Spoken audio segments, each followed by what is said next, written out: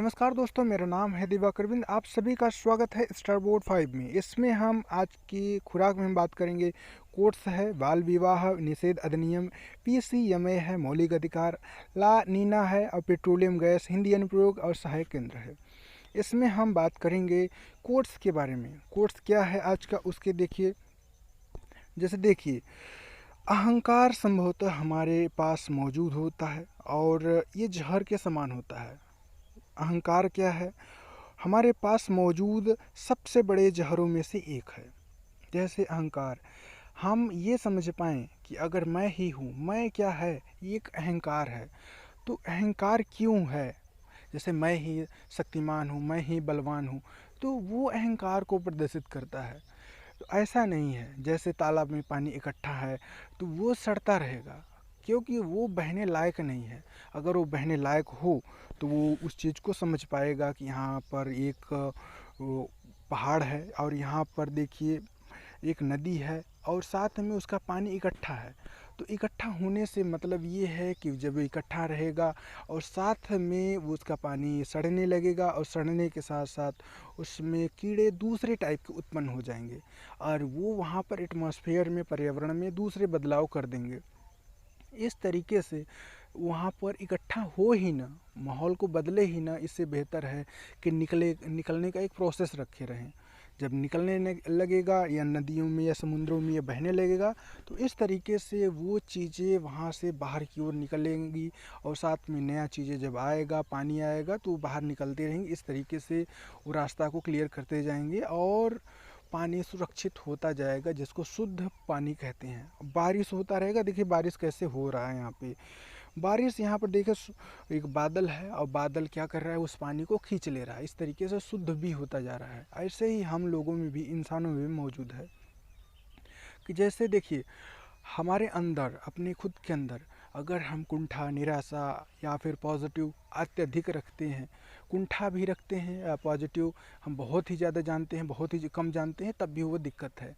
कुल मिलाकर एक जगह रहना नहीं है, हमेशा कुछ न कुछ करते रहना है। सोना नहीं है, जागते भी रहना है। सब कुछ मेंटेनेंस करते रहेंगे तभी ये अहंकार नहीं आएगा। नहीं, अहंकार मैं ही हूँ आएगा तो मैं कौन हूँ, ये क्वेश्चन ज़रूर आने लगेगा। तो कुल मिलाकर के फंसना नहीं है, हमेशा बहते रहना है, चलते रहना है और हमेशा पॉजिटिव एनर्जी में क्रिएट करते रहना है, हमेशा खुश रहना है। चलिए हम देखते हैं आज के न्यूज़ के बारे में, क्योंकि न्यूज़ जो है दैनिक जागरण है और साथ में राजस्थान पत्रिका है, दैनिक भास्कर है, बीबीएन न्यूज़ है या पीआईबी है, विजन स्टैंडर्ड है। और इस तरीके से यहाँ पर देहाती न्यूज़ है। सारे चीज़ यहाँ पर द हिंदू से लिया गया है, लेकिन ये देहाती न्यूज़ है, वहाँ पर लेता है और साथ में वो चीज़ें चलती हैं। आगे देखिए कैसे करना है आपको। अब अपने हाथ और पैर को एक जगह स्थिर कर लीजिए, हिलाना डुलाना बंद कर दीजिए और हेडफोन को अपने स्थिर कर लीजिए, क्योंकि अब हम आगे पढ़ने वाले हैं आज के शादी विवाह के बारे में। क्योंकि शादी विवाह अब चल तो रहा है, क्योंकि शादी विवाह लड़कियों में और लड़कों में क्यों ये प्रचलन हो रहा है। यहाँ पर पर्यावरण में ऐसा क्या उथल पुथल हो रहा है कि लड़कियाँ ज़्यादा ही उतावला हो रही हैं या फिर लड़के ही ज़्यादा उतावले हो रहे हैं शादी विवाह के चक्कर में। लव मैरिज ही क्यों ये प्रचलन में है, उसके बारे में अगर हम समझें तो समझ पाएंगे कि ये चीज़ें अपने आप तो क्रिएट नहीं हो रहा है। हमारा जो भारत है वो कहाँ पर सिचुएटेड है, यहाँ पर ढेर सारा तापमान है। इस तरीके से वो लड़कियाँ और लड़के ज़्यादा इंटरेक्ट हो रहे हैं आपस में और उस चीज़ को महसूस ही नहीं कर पा रहे हैं कि तापमान क्यों बढ़ रहा है, शरीर का टेम्परेचर क्यों हाई हो रहा है। तो जब ये इस चीज़ को समझ पाएंगे तो वो लव मैरिज वाला सिस्टम ख़त्म हो जाएगा। तो समझ पाइए इस चीज़ को और आगे बढ़िए, क्योंकि मेंटेनेंस आपका नहीं है, वो हमेशा प्रकृति में मौजूद होता है। इसको बनाए रखना होता है कि अगर तापमान का, शरीर का तापमान बढ़ रहा है, जिसकी उत्तेजना बढ़ रही है, उसको लगाना कहाँ है, दिखाना कहाँ है, उस चीज़ को भी समझना पड़ेगा। और नहीं तो वो आप कर बैठेंगे, लड़की और लड़कों में अरेंज मैरिज करेंगे या फिर लव मैरिज करेंगे, ऐसी प्रथाएं आती हैं। शादी कीजिए, शौक से कीजिए, लेकिन समय के पहले कर रहे हैं वहाँ पर दिक्कत आ रही है। तो समय के पहले आप कर रहे हैं तो उसके लिए दिक्कत है। देखिए जो बाल विवाह अधिनियम है, निषेध अधिनियम है, पीसीएमए है, भारतीय महिलाओं ने 60% 21वें जन्मदिन पर ये शादी कर ली हैं।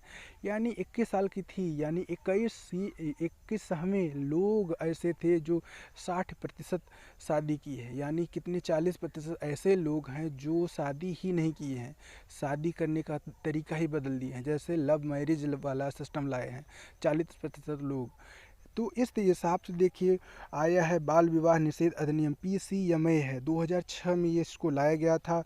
14 से 18 साल के नीचे ये लड़कियां शादी की, और शादी करने के बाद वो भी शादी कम लड़कों से की या फिर ज़्यादा उम्र वाली लड़कियों से शादी की। ऐसा लड़कियों में भी हुआ। क्यों हुआ? उसका कारण ये था कि उस माहौल को वो समझ नहीं पाए, पढ़े लिखे तो, लेकिन उस चीज़ को महसूस ही नहीं कर पाए कि पढ़ाई लिखाई कहाँ पर लग रहा है, कहाँ पर चल रहा है। तो बीच में ये भी होता है, ये एक्ट लाया जाता है, अगर मैं गलती हूँ तो क्यों गलती हूँ। ये भी ऐसे भी लड़के होते हैं या फिर लड़कियां होती हैं कि एक्ट लाओ और इसको अधिनियम में लाओ और सुप्रीम कोर्ट हाई कोर्ट तक लगाओ। क्यों ये मैं गलत हूँ? क्योंकि मेरा राइट्स है, जीवन अधिकार है। इसके लिए भी हम प्राविधान लाए हैं, यानी ये संविधान में भी प्राविधान है। जैसे मौलिक अधिकार के अंतर्गत ये 21वें अनुच्छेद में बताता है कि आप जीवन के अधिकार के अंतर्गत ये कह सकते हैं 18 साल के नीचे जितने भी लड़के हैं शादी या फिर लड़के कर रही हैं, लड़कियां जितनी भी शादी कर रही हैं, उनके लिए ये अधिकार देता है कि आप लोग गलत हैं, आप लोग 18 साल से ऊपर होइए तब शादी कीजिए, नहीं तो आपका जीवन का अधिकार आपसे छीन लिया जाएगा। तो कुल मिलाकर ये कहें कि ये कैसे चलेगा, तो आप उसके लिए ये कह सकते हैं कि 18 साल के नीचे ना रह कर के 18 साल के ऊपर आप शादी कीजिए। अगर इसके नीचे रहते हैं तो इसका मतलब यही है कि आप सुप्रीम कोर्ट, हाई कोर्ट और या फिर मौलिक अधिकार या जीवन के अधिकार के साथ उल्लंघन कर रहे हैं, यानी आप लव मैरिज कर रहे हैं। तो इस हिसाब से आप उस चीज़ को समझिए, और नहीं तो समझ नहीं पा रहे हैं तो आप इस चीज़ को लगाइए। ठीक है, आप उस चीज़ को दूसरे आयाम में परिवर्तित कर सकते हैं। आयाम में परिवर्तित करने के बाद यहाँ पर संविधान में नहीं पढ़ेंगे, केस नहीं लगेगा और सारी चीज़ें समझ पाएंगे। अगर नहीं समझ पा रहे हैं, कुछ गलती हो रही है आगे चल करके, उसके लिए भी है आपके पास अनुच्छेद 226 है, जो हाई कोर्ट को आप ले जाता है और हाई कोर्ट में आपको ये बताता है कि 226 वाले लोग क्या कर रहे थे। अनुच्छेद 226 ये कह रहा था कि आप उस चीज़ को हैं ज़रूर, लेकिन किस हिसाब से किए थे, किस आयाम में किए थे, कौन सी भाषा का इस्तेमाल किए थे, कैसे किए थे, वहाँ पर हाई कोर्ट में ये बताएगा। जबकि अनुच्छेद 32 ये कहेगा, मिनी कॉन्स्टिट्यूशन ये कहेगा, 5वें में से तीसरा नंबर ये कहता है कि आप जिस हिसाब से बात किए थे वो हिसाब ठीक है, लेकिन आगे आप ऐसा नहीं करेंगे। सुप्रीम कोर्ट ये कहता है। तो इस हिसाब से देखिए, बालक और बालिका अब शादी कर लिए हैं, कोई दिक्कत नहीं है, तो आप शादी कीजिए, एज और उम्र हिसाब से कीजिए, और साथ में ये भी करिए कि ये चीज़ें जब चलें तो उसका माहौल को भी ध्यान देते रहिए और साथ में पढ़ाई का आनंद लेते रहिए। तो यहाँ पर देखिए, अब हम आते हैं यहाँ पर ला नीना। ये ला नीना जो है ये है कि यहाँ पर देखिए, मौसम विभाग में हम आते हैं। मौसम विभाग में क्या कहता है इसके बारे में हम समझें। तो देखिए, ला नीना जो है एक सागर और वायुमंडल जो है, वायुमंडल है और ये घटना है, विस्तार है। उत्तर प्रदेश के हिस्से में ये ला नीना गर्म को प्रदर्शित करता है। गर्म को क्या प्रदर्शित करता है? जैसे देखिए, ला नीना यानी नानी होता है, ला नीना का मतलब ये नानी ही गर्म होती है। ऐसा होता है कि उनकी जो भाषाएं हैं, उनके जो व्यवहार है वो गर्म की ओर प्रदर्शित, ऐसा नहीं है जो प्यार वार नहीं करती, उनका कुछ माहौल ही ऐसा, उनको बदल दिया गया है। सागर है जैसे देखिए, या फिर वायुमंडल है, तो इसका विस्तार ये उत्तर दोलन के हिस्से में रूप में होता है। तो उत्तर दोलन क्यों होगा इसका? देखिए, उत्तर दिशा कहाँ है? हिमालय पर्वत या रूस या फिर दक्षिण अमेरिका या फिर ग्रीन, जहाँ पर चीज़ें हैं, ग्रीन आइसलैंड है, वहाँ पर क्यों बर्फ़ जमा हुआ है, उसके दोलन में क्या प्रभाव कर रहा है? वो चीज़ें हमेशा ठंडा रहता है, लेकिन गर्म कौन करता है? अल इनानो करता है, ये गर्म की ओर इशारा करता है, जो कि ये कहता है कि आप उस चीज़ को गर्म कीजिए या फिर ठंडा कीजिए। ठीक है, लेकिन हमारा सूरज कहता है कि गर्म और ठंडा नहीं करना है, बल्कि ना नीना जो है उसको हम समझ पाएंगे। जैसे देखिए, यहाँ पर हम समझना चाहेंगे कि यहाँ पर एक है गर्म, यहाँ पर देखिए ये चीज़ें यहाँ पर गर्म हो रही है। कैसे गर्म हुआ होगा? यहाँ पर सूरज अपना निगाहें टिकाए रहा होगा, सूरज यहाँ पर रहा होगा निगाह टिकाए, और साथ में ये समझ पाएंगे जब यहाँ पर फोकस रहा होगा, यहाँ पर जो प्लेट्स हैं, या फिर इंडिया का, या फिर एशिया का, या फिर अफ्रीका का, यहाँ पर प्लेट्स गर्म हुए होंगे, और यहाँ पर देखिए धीरे धीरे पानी का टेम्परेचर बढ़ा होगा, और जब बढ़ा होगा तो क्या हुआ होगा, पूरा पानी इस साइड से चला होगा, गर्म ठंडा मतलब ऊपर से चली होंगी, और साथ में यहाँ पर जा कर के जहाँ ठंडी हुई होंगी वहाँ पर बरसात हुआ होगा इस हिसाब से। और जब ठंडा हुआ होगा तो पृथ्वी पर आया होगा, और यहाँ पे जब ठंडे ठंडे यहाँ धीरे धीरे समुद्र में मिल गया होगा। इस हिसाब से ला नीना कहाँ पर काम किया था? यहाँ पर गर्म के ऊपर काम किया था, जबकि इनो क्या किया था? यहाँ पर ठंडे में काम किया था। ना नीनो ठंडा में काम किया था, ला नीनो गर्म में काम किया था। ठंडा और गर्म को आगे चलकर हम समझ पाएंगे ठंडा और गर्म क्या होता है। जैसे देखिए, ला नीना गर्म स्थिति को महसूस करता है, वायुमंडल को पूर्व की ओर बढ़ाता है, पूर्व की ओर यानी ऊपर से ये चलती हैं, ठीक है। जबकि नीनो क्या करता है? नीनो ये उत्तर की ओर बढ़ती हैं, पश्चिम की ओर बढ़ती हैं, ऐसा नीचे से वो चलता है, यानी समुद्र के नीचे से चलेगा। जैसे आप केतली को देख लीजिए, केतली में गर्म कर दीजिए किसी चाय को, और देखिए वो उसका क्या होता है, ये वहाँ पर जब आप टेम्परेचर देते हैं साथ में, तो क्या हुआ होगा कि गर्म ठंडा वाला चीज़, गर्म वाला ऊपर रहा होगा, साथ में ठंडा वाला चीज़ नीचे रहा होगा। कैसे ये ठंडा हुआ होगा? नीचे वाला ही पानी जा रहा है ऊपर, लेकिन गर्म वाला क्यों हो गया? तो वहाँ पर एक संवहन है, ऐसा कुछ नियम है, पहले ऊपर वाला हिस्सा ठंडा गर्म होगा, उसके बाद नीचे वाला चीज़ ठंडा होगा। जब ये हिलेगा यानी ये पूरी तरीके से यहाँ पर चलेगा, पूरा एक एटमॉस्फेयर क्रिएट करेगा, वहाँ पर टेम्परेचर पूरा रखेगा, तो वहाँ पर उबल होगा, उबलाव होगा, ऐसा, ठीक है। अब अगर हम आगे चले बॉइलिंग पॉइंट पर अगर ध्यान दें, तो देखिए यहाँ पर 3 से 5 डिग्री सेल्सियस तक ये इसको मेंटेन करेगा, 3 से 5 डिग्री तक, यानी फ़ारेनहाइट में 5 से 9 डिग्री फ़ारेनहाइट पर ये गर्म को बनाए रखेगा। तब जा कर के ये पानी उबाल की ओर लाएगा, उबलेगा पानी। वो जो आप देखे थे कहाँ पर कि वो जो आप केतली में देखे थे, वो पानी पूरी तरीके से उबाल होगा। ऐसे ही हम पृथ्वी के पानी को समझ पाएंगे, पूरे समुद्र को समझ पाएंगे। इस तरीके से वहाँ पर ठंडा हुआ होगा अफ्रीकन कॉन्टिनेंट में, और साथ में हमारा जो यहाँ पर कुछ चीज़ें गर्म है ऑस्ट्रेलिया वाले हिस्से में, या फिर हिंद महासागर में, इस चीज़ें पूरा या भूमध्य सागर से इधर दक्षिण की तरफ पूरा ये सदन की ओर ये पूरा गर्म है, जबकि उधर नॉर्दर्न की ओर पूरा ठंडा है। इस हिसाब से गर्म और ठंडा होता रहता है, ठीक है। भूमध्य सागर प्रशांत महासागर ये 5 महीने का ये कैलकुलेट करता है।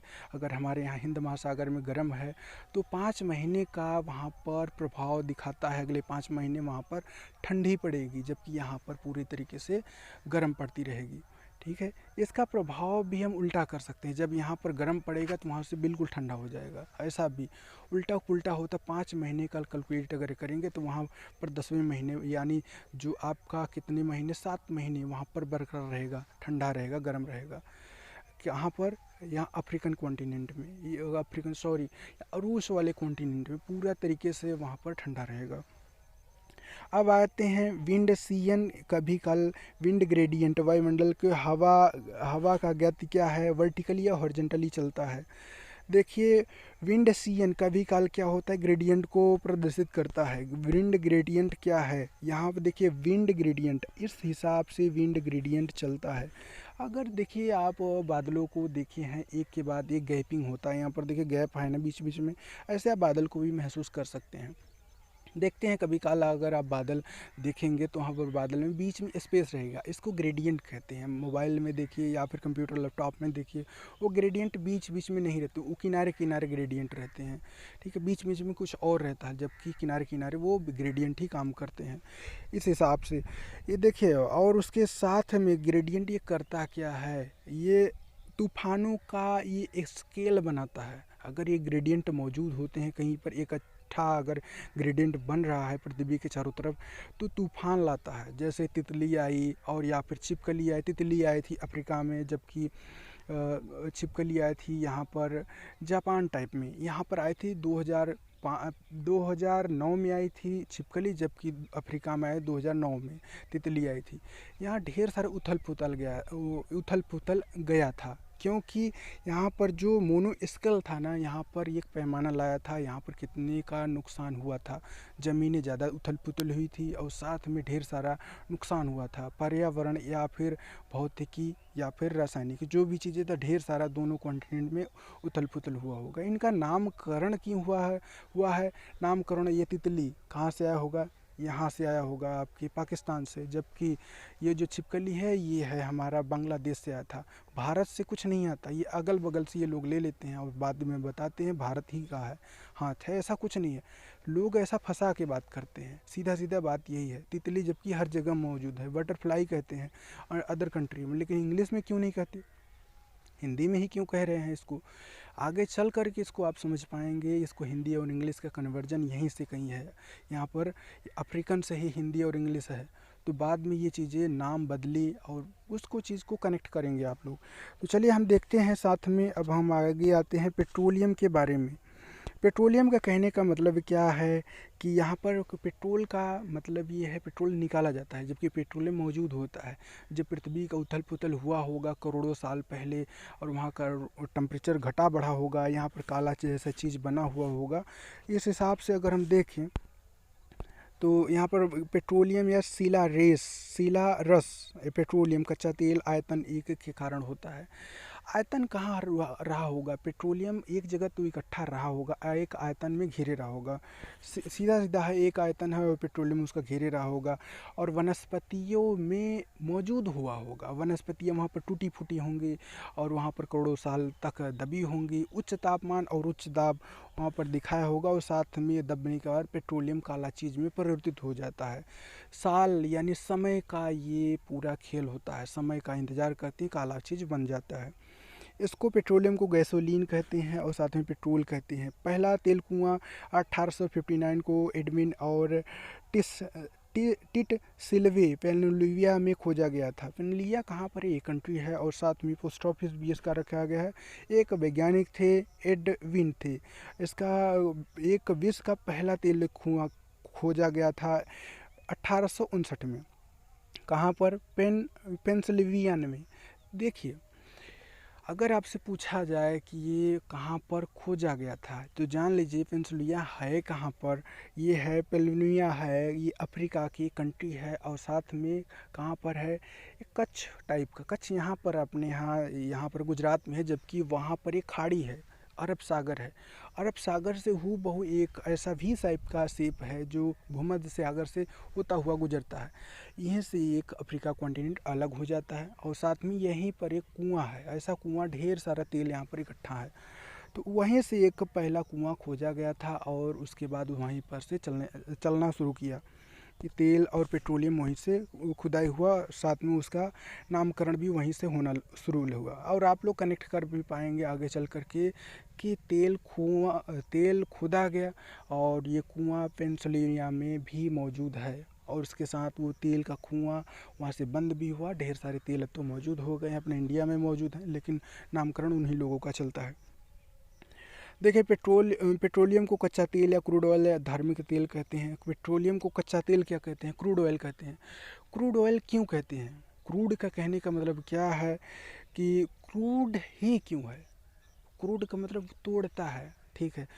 तोड़ के उसको क्रूड किया जाता है, तब जाकर उसको क्रूड ऑयल बनता है, उसको गर्म किया जाता है। असल बात ये है, धार्मिकता कहने का क्या मतलब है? आज है 4 महीना, 8 महीना, 12 महीना, 26 महीना, 36 महीना, इस तरीके से वो बदल रहा है। धार्मिकता मतलब लगातार वो चीज़ें बदल रही हैं, समय के साथ वो चीज़ें बदल रही हैं। क्रूड ऑयल करता क्या है? उस चीज़ को समझता है कि अगर वो तेल आई हैं, उसको बना करके रखना है हमें, उसको गर्म करना है या ठंडा करना है, गाड़ियों में लगाना है, को कैसे करना है कैसे नहीं करना है, वो आगे चलकर आप समझ पाएंगे। और कच्चा तेल यानी कच्छ से हम बात किए थे, और ये कच्छ है राजस्थान 23.29 23% है, और साथ में गुजरात है 12%, असम में है 7.1। तो हर जगह पर ये तेल मौजूद है। ऐसा नहीं है कि यहाँ पर राजस्थान में है या फिर गुजरात में है या फिर असम में है, हर जगह पर मौजूद है। अपने यूपी में है, अपने एमपी में है, बिहार में भी है, हर जगह मौजूद है। तो आपको ये समझना पड़ेगा तेल आ कहाँ से रहा है, तेल का कीमत क्या है, उस चीज़ को समझिए और आप पोल्यूशन को बचाइए। साथ में देखिए गाड़ी का इस्तेमाल कीजिए और इस्तेमाल करते करते वो भी समझ पाएंगे कि शब्दकोश में हम आ गए हैं कि खारिज का कहने का मतलब क्या है, और या फिर विपरीत में कहने का मतलब आवेदन है। खारिज ही क्यों है, खारिज का कहने का मतलब क्या है, डिसमिस करना। जैसे आज का पंचायत को डिसमिस कर दिया गया। और साथ में अगर हम विपरीत में बात करें तो आवेदन किया गया था। खारिज ही आवेदन करता है, खारिज का विपरीत क्या होता है, आवेदन। आज आप इस चीज़ को समझ पा रहे हैं, सेशन को समझ पा रहे हैं। ये डिसमिस किया गया है अभी, लेकिन हम आगे चलकर आवेदन करेंगे, फिर से उस चीज़ को प्रोसीड में लाएंगे। तो ये विपरीत और आज का शब्दकोश ही था। और साथ में देखिए पूर्वानुमान, जैसे their cost can be three trace from cat. देखिए फॉरकास्ट क्या होता है, दे फॉरकास्ट क्या होता है, the forecast can be traced from the cat. Forecast जो होता है वो बिल्लियाँ उस चीज़ को महसूस कर पाती हैं, उस चीज़ को पता भी कर सकती हैं, ट्रेस कर पाती हैं। तो ऐसा क्यों है, बिल्लियाँ ऐसा तो नहीं है एग्जैक्ट में घटना बता देंगे आगे चलकर ये तोड़ फोड़ हो जाएगा, ऐसा तो नहीं है। मैं बता दूँ कल बारिश हो जाएगा, ऐसा तो नहीं है। एक अनुमान है, ऐसा होता है, जबकि ऐसा चीज़ें फिक्स्ड नहीं है। ठीक है, जिसको हम पूर्वानुमान कहते हैं, फॉरकास्ट कहते हैं। जबकि इसका विपरीत में क्या कहता है, इग्नोरेंस, यानी अज्ञानता की वजह से फॉरकास्ट होता है। जबकि हम अपोजिट और यहाँ पर विलोम की बात कर रहे हैं। तो फॉरकास्ट इग्नोरेंस से संबंधित है। और दृष्टिकोण के कहने का मतलब क्या है, vision of fragrance will always be there. जो फ्रेग्रेंस है वहाँ पर विजन्स हैं। कहाँ पर, हमारा जैसे एक फूल है या फिर पत्तियाँ हैं या फिर देखने का तरीका है, विजन्स हैं, वो उसको बदलाव करेंगे, साथ में वो बाहर चीज़ें दिखाता है। जैसे मैं उस चीज़ को समझ पा रहा हूँ, ठीक है, आप उस चीज़ को समझ पा रहे हैं या फिर समझा पा रहे हैं, आपका वो विजन है। ऐसा नहीं है कि फ्रेग्रेंस है, विजन पहले रहता है, फ्रेग्रेंस बाद में चलता है। जब समझा पाएंगे तभी वो फ्रेग्रेंस उसके ऊपर चलेगा कि हाँ आप स्टूडेंट हैं या टीचर्स हैं। वो मतभेद ला देता है। अगर आप बोल रहे हैं उस चीज़ को तो कहते हैं आप उस चीज़ को समझ पा रहे हैं, आप उस चीज़ को प्रोफेसर हैं या फिर आप स्टूडेंट हैं, इस चीज़ को डिस्क्रिफाई कर पाते हैं। तो फ्रेग्रेंस ही होता है वो चीज़ों को अलग कर पाता है। जिसके अगर हम बात करें अपोजिट पर, इसको छुट्टी कहते हैं, लीव कहते हैं। तो अप्रोच का कहने का मतलब क्या है, लीव कहते हैं। अप्रोच ही क्या है, लीव है। अप्रोच शब्दार्थ है, जबकि लीव क्या है, अपोजिट है। सही है।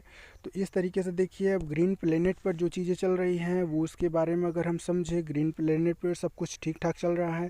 ट्विटर और इंस्टाग्राम और टेलीग्राम जो भी चीज़ें, यूट्यूब अपना चलकदमी अच्छा चल रही हैं। साथ में ट्विटर ये दिखा रहा है यहाँ पर पॉलिटिक्स या फिर कुछ ऐसे चीज़ें चल रही हैं, जबकि यहाँ पर इंस्टाग्राम पर अपना ही चल पल है, वहाँ पर ताम झाम बहुत ज़्यादा है। और यहाँ पर देखिए यूट्यूब अपना बनाए रखा है, क्योंकि यूट्यूब पर सब लोग आ रहे हैं, सब लोग समझ रहे हैं और समझा रहे हैं, क्या है जो बोल सकते हैं। और इस तरीके से देखिए यूट्यूब हो गया, टेलीग्राम में आप जाकर के पीडीएफ आप डाउनलोड कर सकते हैं, हमारा पीडीएफ वहाँ पर होता है। साथ में ग्रीन प्लेनेट पर अगर ध्यान दें, पक्षियों के बारे में, पेड़ पौधों के बारे में सब कुछ ठीक है, लेकिन जो संभाल रखा है पृथ्वी को, उसका चाल चलन ठीक नहीं है। इस हिसाब से हम समझें तो एक जगह धोखाधड़ी भी है। आप उस चीज़ को समझेंगे आगे जान पाएंगे। तब तक के लिए जय हिंद।